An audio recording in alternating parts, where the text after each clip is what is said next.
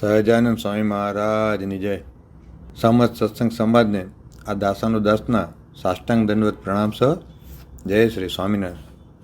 હવે આજે જે મુદ્દા પર વાત કરવી છે એ વચનામૃત રહસ્યાત જે છે અબજી બાપાશ્રીએ કરેલા, એમાં જે ઓરિજિનલ વચનામૃત છે, જે એ ટેક્સ્ટ કહેતા એનો પાઠ બરોબર છે કે એમાં પાઠભેદ છે, એના વિશે ખુલાસો કરવો છે.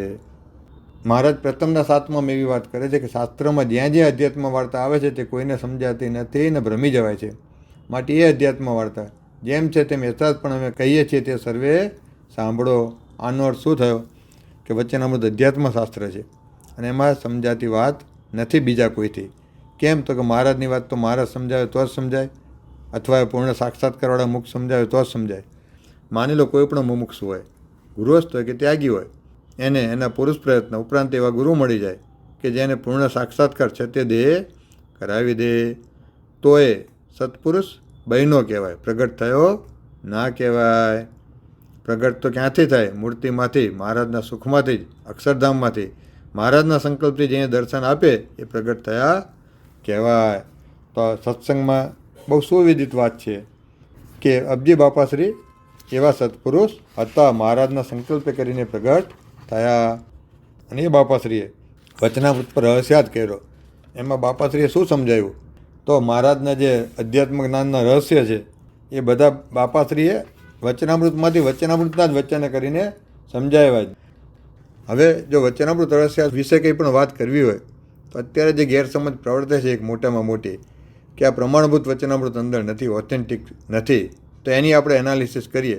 હવે એ એનાલિસિસ કરવી હોય તો સ્વાભાવિકપણે આ રહસ્યત્વાર વચનામૃતમાં જે ટેક્સ્ટ છે વચનામૃતની, એને ગાદી સંસ્થાના વચનામૃત સાથે સરખાવવા પડે. હવે બાપાશ્રી કચ્છમાં પ્રગટ થયેલા, આખો લાઈફ સ્પાન એમનો કચ્છમાં જ હતો. કચ્છ અમદાવાદ દેશમાં આવે એટલે સ્વાભાવિક છે કે કચ્છમાં અમદાવાદની પ્રત વંચાતી, એટલે રહસ્યાત વચનામૃતમાં પણ પાઠભેદની સરખામણી જો આપણે કરવી હોય તો સ્વાભાવિકપણે અમદાવાદની પ્રત સાથે કરવી જોઈએ. કારણ કે આપણે સૌ જાણીએ છીએ કે વડતાલ અને અમદાવાદની પ્રતમાં તો ઘણા બધા પાઠભેદ છે. વચનામૃતના ટોટલ નંબર પણ અલગ અલગ છે. વડતાલમાં 262 છે, અમદાવાદમાં 273 છે, એ સિવાય પણ ઘણા પાઠભેદ છે. એટલે અમે આ વચનામૃતની જે સરખામણી કરીએ છીએ એના માટે અમે 3 રેફરન્સ લીધા છે. સૌથી મેઇન રેફરન્સ લીધો છે સંવત 1933માં અમદાવાદ ગાદીના તત્કાલીન આચાર્ય મહારાજ શ્રી કેશવપ્રસાદજી મહારાજ, એમણે સૌ પ્રથમ પ્રિન્ટેડ વચનામૃત પ્રકાશિત કરેલા.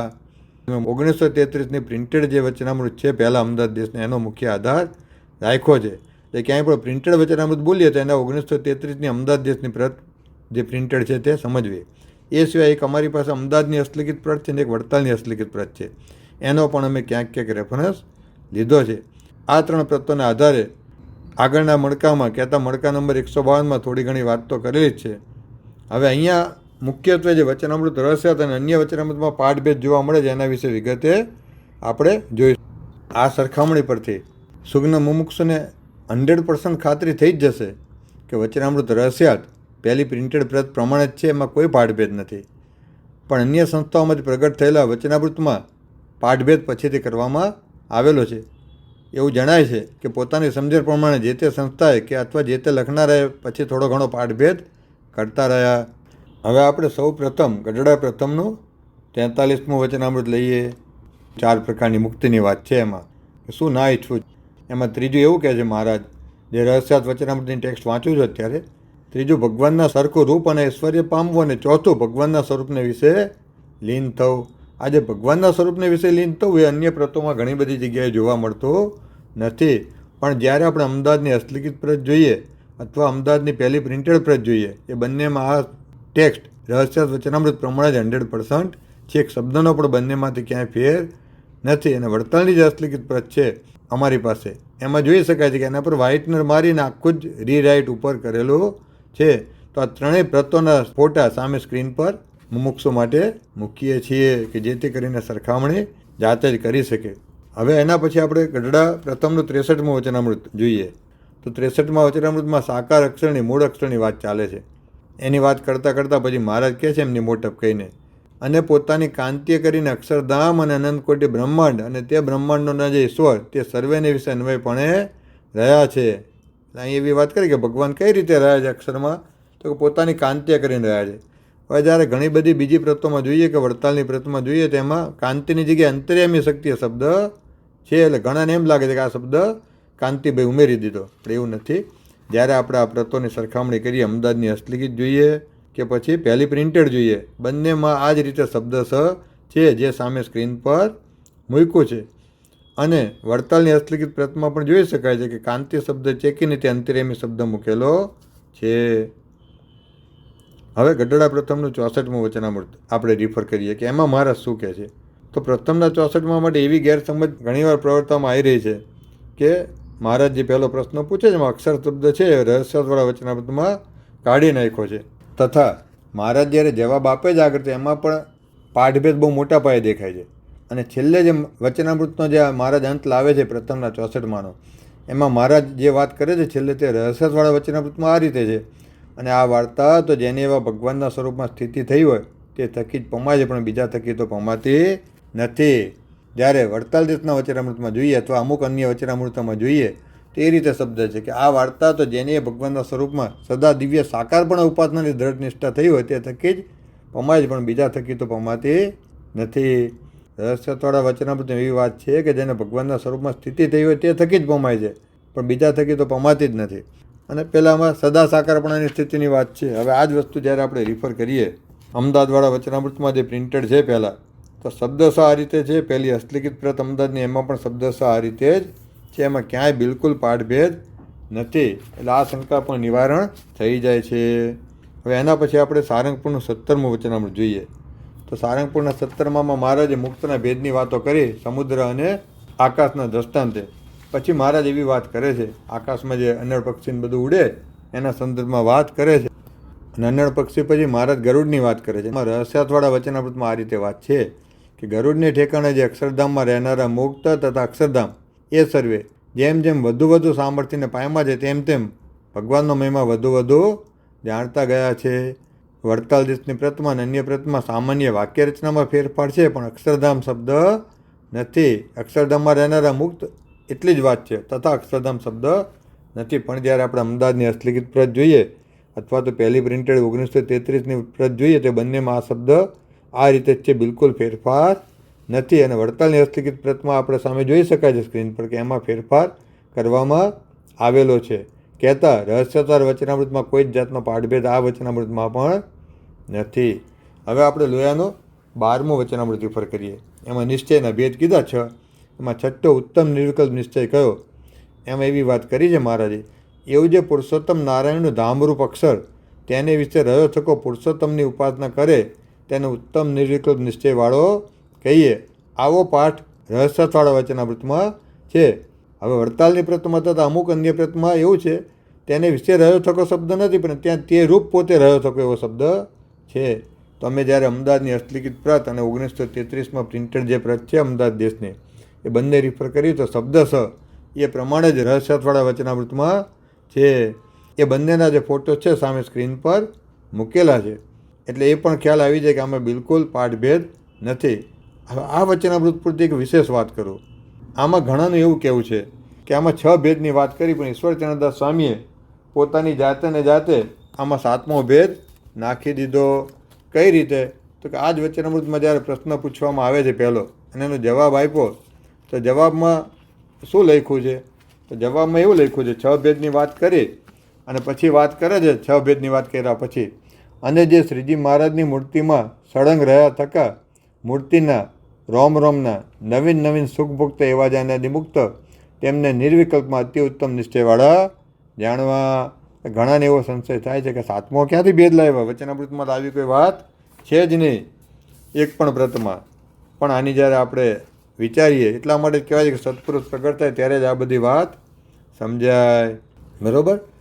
એટલે જ મહારાજ એમ કહે છે મર્મ કથાનો સુણી મગન થઈ ડોલે. આપણે નિત્ય ગાઈએ છીએ. તો આ જ જે વચનામૃત આપણે કોઈ પણ પ્રત રિફર કરો તો 6 ભેદની વાત કર્યા પછી ચૈતન્યાનંદ સ્વામીનો પ્રશ્ન છે છેલ્લે, એમાં મહારાજ જવાબ આપતા કહે છે કે ઉત્કૃષ્ટ જ્ઞાનવાળો વક્તા મળે તો સર્વોત્કૃષ્ટ નિશ્ચય થાય. કેવો નિશ્ચય થાય? સર્વોત્કૃષ્ટ.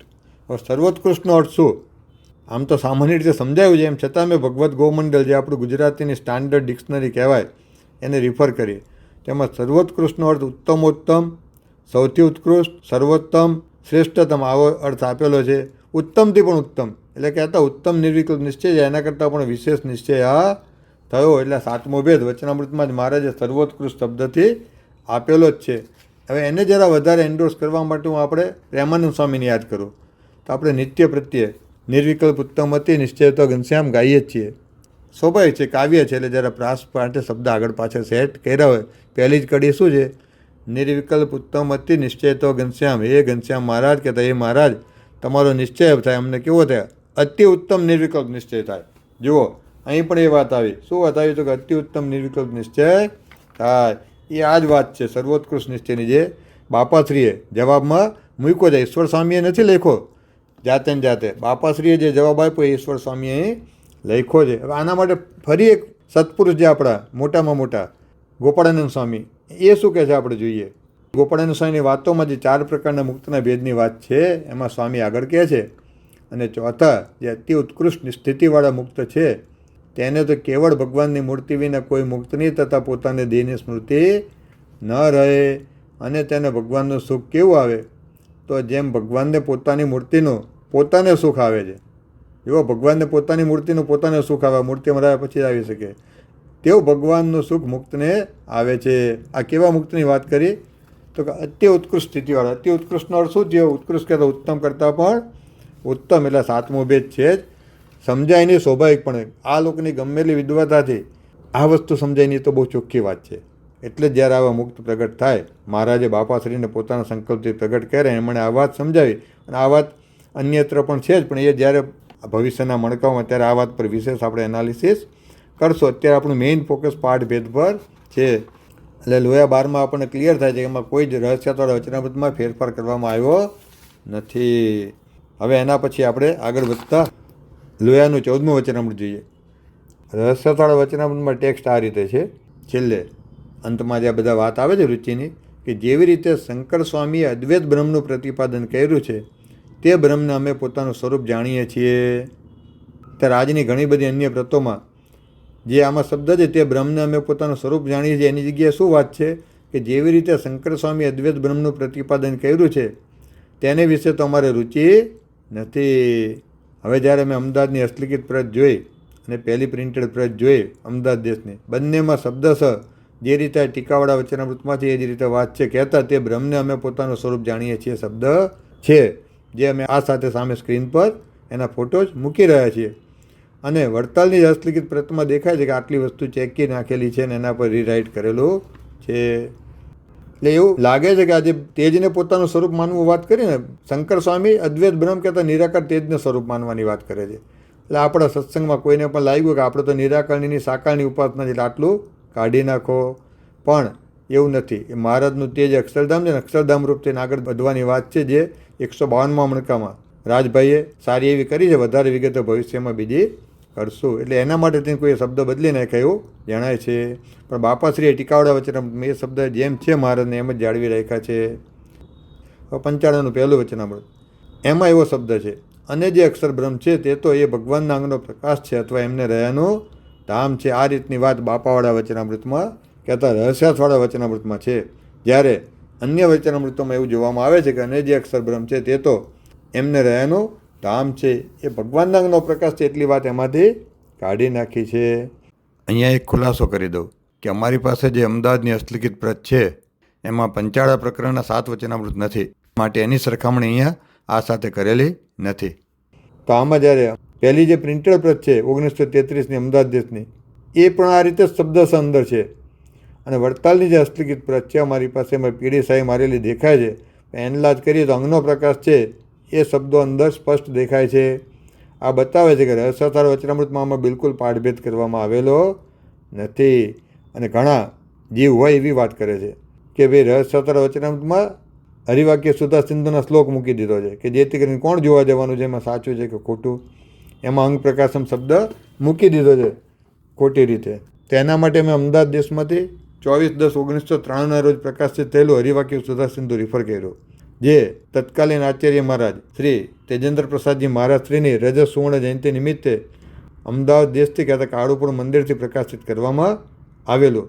એમાં જ્યારે સંસ્કૃત શબ્દ આપણે જોઈએ તો અંદર અંગ પ્રકાશ શબ્દ છે જ, જે સામે સ્ક્રીન પર દેખાશે, અને એનું નીચે ગુજરાતી ભાષાંતર પણ છે કે જેમાં લખેલું છે સચ્ચિદાનંદ રૂપ જે નિર્ગુણ કહેતા માયિક ગુણ રહી જે અક્ષરબ્રહ્મ છે તે તો આ ભગવાનની મૂર્તિના અંગનો પ્રકાશ ધામ કહેલું છે. તે નિશ્ચિત વાત છે. નિશ્ચિત વાત શબ્દ વાપરો, સમજી વિચારવી પડે આપણે આ વાત. મહારાજ ખુદ શું કહે છે? આ તો ગાદીમાંથી બહાર પડેલું છે, એટલે એમાં ક્યાંય કોઈ સંશયને અવકાશ નથી કે વચનામૃત જે કંઈ છે રહસ્યાર્થવાળા એકદમ 100% પ્રમાણભૂત છે. હવે એના પછી આપણે નેક્સ્ટ જ્યારે મુદ્દો જોઈએ તો એમાં આવશે ગઢડા મધ્યનું 50મું વચનામૃત. એમાં શું વાત કરેલી છે? એમાં એ રીતે વાત ચાલે છે વચનામૃતમાં, એક રસ તેજને મધ્ય જે લીન કરી રાખવો. તો ગઢડા મધ્ય 50ના વચનામૃતમાં રહસ્યવાળા વચનામૃતમાં ટેક્સ્ટ આ રીતે છે: તેમ એકરસ પરિપૂર્ણ એવું જે બ્રહ્મ સ્વરૂપ તેને વિશે અમે અમારા જીવાત્માને લીન કરી રાખ્યો છે. અહીંયા જીવાત્મા શબ્દ છે, તો વડતાલ દેશથી અથવા અમુક અન્ય પ્રતોમાં આત્મા શબ્દ છે ખાલી. અને ઘણા એવો પણ સંશય કરે છે કે મહારાજને ઓછો કે જીવ કહેવાય, પણ જીવાડે ને એને જીવ કહેવાય. આ એક બહુ જ જાણીતી વાત છે. અને મહારાજ તો સર્વેનું જીવન છે, તો મહારાજ માટે જીવાત્મા શબ્દ મહારાજે એટલા માટે જ વાપરો છે. અને ભગવદ્ ગોમંડળ જ્યારે રિફર કર્યું તો એમાં પણ જીવ શબ્દનો વિષ્ણુના 1000 માયનું એક નામ છે, કહેતા ભગવાનનું જે એક નામ છે. આ વાત તે રેફરન્સની. પણ અમદાવાદની જે 1933ની પહેલી પ્રિન્ટેડ પ્રત અમે ચેક કરી તો એમાં પણ જીવાત્મા જ શબ્દ છે, જે આપ સર્વેની જાણ માટે સામે સ્ક્રીન પર એનો ફોટો રાખવામાં આવેલો છે. એટલે મધ્યના 50માં પણ કોઈ પાઠભેદ જણાતો નથી. હવે આપણે વચનામૃત એના પછી રિફર કરીએ મધ્યનું 66મું. એમાં જે ચોથો પ્રશ્ન આવે છે બ્રહ્માનંદ સ્વામીનો, એ રીતનો પ્રશ્ન ચાલુ થાય છે કે જ્યારે ભગવાનની ભક્તિ કરીને એ જીવના અજ્ઞાનની નિવૃત્તિ થાય છે એમ કરીને આગળ વાત છે. તો એમાં બંનેમાં બહુ જ પાઠભેદ જણાય છે આપણને ટેક્સ્ટમાં, આ રહસ્યવાળી પ્રત અને વડતાલ દેશની પ્રત.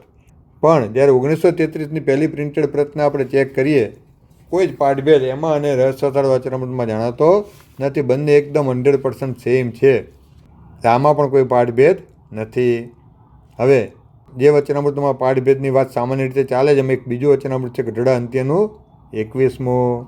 એમાં રહસ્યવાળા વચનામૃતમાં આવો પાઠ છે કે અમે તો સર્વેથી પર જે દિવ્ય ધામ તેને વિશે ભગવાનના પાર્ષદ છે, તેથી અધિક જો આ સત્સંગીને ન જાણતા હોઈએ તો અમને ભગવાન તથા ભગવાનના ભક્તના સમ છે. શું ટેક્સ્ટ છે કે અમે તો સર્વેથી પર જે દિવ્ય ધામ તેને વિશે ભગવાનના પાર્ષદ છે, તેથી અધિક જો આ સત્સંગીને ન જાણતા હોઈએ તો અમને ભગવાન તથા ભગવાનના ભક્તના સમ છે. વડતાલ દેશની પ્રતમાં અધિક શબ્દ નથી, તે સમ શબ્દ છે.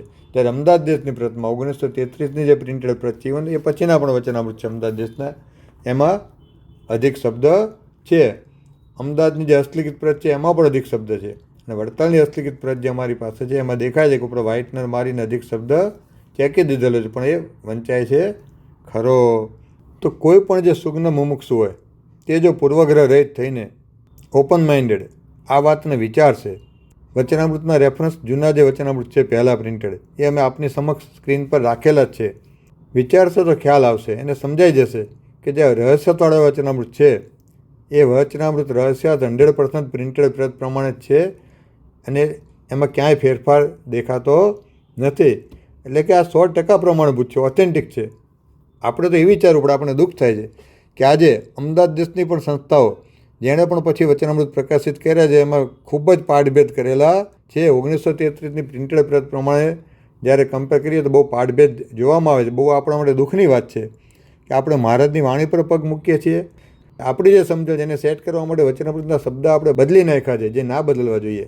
તો મહારાજે પોતાનો મૂળ સિદ્ધાંત જાળવવા શું કર્યું છે? મહારાજે બાપાશ્રીને નિમિત્ત બનાવ્યા, સંકલ્પ કરીને પ્રગટ કર્યા, અને ટીકાવાળા વચનામૃત કરીને પોતાના મૂળ સિદ્ધાંતને એકદમ સરળ ભાષામાં સત્સંગ સમક્ષ લાવીને મહારાજે પોતાના મૂળ સિદ્ધાંતનું રક્ષણ કરી આપણા પર અનંત કૃપા કરી છે.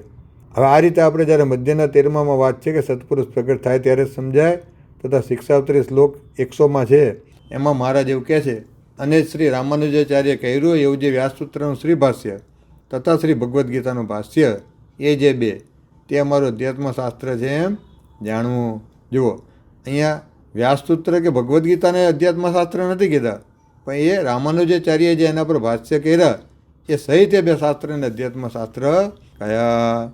આપણા માટે અધ્યાત્મશાસ્ત્ર કયું તો કે વચનામૃત. અને વચનામૃત પણ કયું તો કે જેના પર ભાષ્ય થયું હોય કે તો એના પર કોઈ ટીકા થઈ હોય.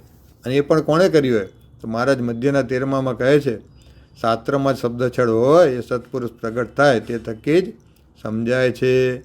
જો આ પ્રગટ થાય શબ્દ બહુ અગત્યનો છે. તેના પરથી આપણને સુસ્પષ્ટ ખ્યાલ આવી જશે કે ટીકાવાળા વચનામૃત છે જ આપણું સાચું અધ્યાત્મશાસ્ત્ર છે. મહારાજને જે છે એવા સમજવા હોય, એમના મૂળ સિદ્ધાંત સમજવા હોય તો આ રહસ્યવાળા વચનામૃત વાંચવા જ પડે, સમજવા જ પડે, અને એને આપણે મનન નિધિધ્યાસ કરવું જ પડે. પણ મનન નિધિધ્યાસ કરવામાં એક વાત યાદ રાખવી કે સાચી લાઈનમાં કરવો. આ તો બાપાશ્રી છે. સત્સંગ આખો જાણે છે કે અનાદિ મુક્ત હતા. અનાદિ શબ્દથી કદાચ વાંધો હોય તો મુક્ત હતા મહારાજને મોકલે લે તો સત્સંગમાં બધા જ કહે છે. બરાબર? તો એવા બાપાશ્રી વિશે કોઈ પણ સંકલ્પ કરો તો આપણા જીવનનું શું થાય?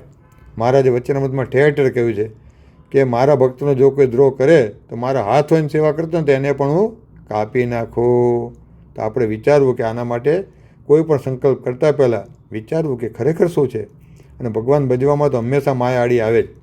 અને માયાનું તો પિયર ક્યાં છે એ વિશે એક બહુ સરસ વાત સુપ્રસિદ્ધ જે વિદ્વાન વક્તા, એમણે એક વિડીયો દ્વારા આજથી 4 વર્ષ પહેલાં એક સુંદર વાત કરેલી.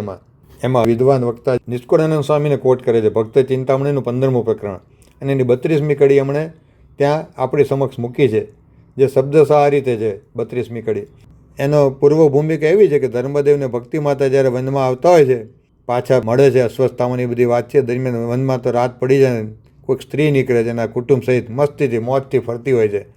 તો ધર્મદેવ વિચાર કરે આ તો ભયંકર બીક લાગે એવો અત્યારે સમય છે, જંગલ એવું છે, એમાં આ વળી ક્યાં આટલી મસ્તીથી પડે છે કોણ? એટલે પૂછે છે તો કોણ છે નારી? એ કહે છે હું માયા છું. એ વાર્તાલાપમાં આગળ એમ કહે છે 32મી કડીમાં કે ભેખ પંડિત પિયર મારું રે, ત્યાં રહેતા લાગે મને પ્યારું રે. શું કહે છે માયા? ભેખ પંડિત પિયર મારું રે, ત્યાં રહેતા મને લાગે પ્યારું રે. વિદ્વાન વક્તા સરસ નિરૂપણ કરે, ભેખને પંડિતને એમને પિયર લાગે છે માયાને પોતાનો. પછી આગળ કહે છે યોગી યતિ સંન્યાસી તપસ્વી રે, ત્યાં રહી છો અખંડ વસી રે. ક્યાં અખંડ વસી છું? તો કે યોગી યતિ સંન્યાસી તપસી, એમાં હું અખંડ વસી છું. માયા ક્યાં વસે છે? તો ભેખમાં વસે છે. એવું વિદ્વાન વક્તા તે નિરૂપણ કરે છે. એનું કારણ આપે છે બહુ સરસ રીતે કે કેમ ગૃહસ્થ હોય તો રિટેલમાં કંઈક ગુનો કે પાપ કરે, અને સાધુ પાપ કરે તો હોલસેલમાં કરે. હોલસેલમાં કઈ રીતે કે સાધુની પાછળ હજારો લાખો એમને માનનારા હોય, ફોલોઅર હોય, એમના માટે તો ગુરુનું વાક્ય બ્રહ્મ વાક્ય હોય. ગુરુના વાક્યની એટલી અસર હોય કે ગુરુવાણી આગળ છે ને વેદવાણીને ના સ્વીકારે. વેદવાણી કહેતા આ લોકની રીતે વેદની વાણી, પણ વેદ શું હતું? ભગવાનની વાણી કહેતા, મહારાજની જે વાણી કહેતા, વચનામૃતમાં જે મહારાજે શબ્દ કહ્યા હોય એને પણ એના ગુરુએ કીધેલી વાત કરતાં જુદા હોય તો ના સ્વીકારે. આ રીતે માયા ફરી વળે. તો આપણે વિચારવું કે આપણે તો ક્યાંય આવું નથી થતું ને. કોઈ પણ સત્સંગી હોય, ત્યાગી હોય કે હરિભક્ત હોય, એ જે કોઈ વાત કરીએ શું મહારાજના વચન પ્રમાણે છે? હંમેશા એનાલિસિસ કરવી. પછી ભલે વાત કરનાર આપણા ગુરુ હોય, પણ જો એની વાણી વચનામૃતની વાણી કરતાં, મહારાજની વાણી કરતાં જુદી હોય તો ના માનવી. એટલે મહારાજની વાત જ 100% સોના જેવી હોય ને, પૂર્ણ સાક્ષાત્કારવાળા મુક્ત થકી જ સમજાય. જીવ તો માયામાંથી આવેલો છે, મીટાયેલો છે, સફેદ કપડામાં હોય કે ભગવા કપડામાં. માટે આપણે દરેકે આ જે કે આપની સમક્ષ અમે રજૂઆત કરી એના વિશે વિચારવું, મહારાજની વાણી માનીને આપણે આગળ વધવું. અને જો આપણે વિચારશું તો બહુ સરળતાથી ને સ્પષ્ટપણે ખ્યાલ આવશે કે વચનામૃતની ટેક્સ્ટમાં, રહસ્યવાળા વચનામૃતમાં ઈશ્વર સ્વામીએ કોઈ જ ગાલમેલ નથી કરી. બાપાશ્રીએ જ પ્રશ્નોત્તરી કરી અને અંદર મૂકેલું છે. પ્રમાણગત વાત કરું. પ્રમાણગત શું? તો મારા દાદા સસરાલે ચતુર બાપા, હળવદ પાસે માલણીયત ગામ ઝાલાવાડમાં, એમાં એ રહેતા. ચતુર બાપા મુક્ત તરીકે સત્સંગમાં સુપ્રસિદ્ધ છે, ભગવાનના પૂર્ણ સાક્ષાત્કારવાળા હતા. અને એમના પિતાશ્રી હતા અમીચંદ બાપા.